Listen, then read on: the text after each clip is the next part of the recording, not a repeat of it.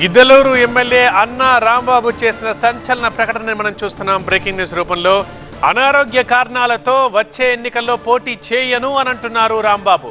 అసలు రాజకీయాల నుంచే నేను తప్పుకుంటున్నాను అని చెబుతున్నారు. ఎందుకంటే ఇప్పుడున్న రాజకీయాల్లో నేను ఇమడలేకపోతున్నాను అని చెప్తున్నారు రాంబాబు. ఇక మాగుంట ఈ జిల్లాకు చేసిందేంటంటున్నారు. వైసీపీలోనే ఉంటాను, పార్టీలు మారను అని కూడా చెప్తున్నారు రాంబాబు.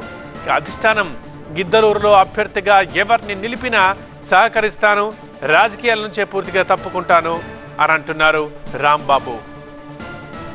నాయకులారా, మీ అందరికి దండం పెట్టి చెప్తా ఉన్నా, ఈ రోజుటి వరకు నన్ను వ్యక్తిగతంగా దూషించిండ్రు. మీకు ఏ కారణాల వల్లనో నాకైతే తెలియదు.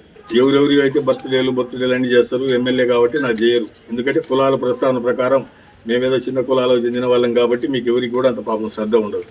సరే, ఎన్ని వ్యక్తిగతం వదిలేద్దాం.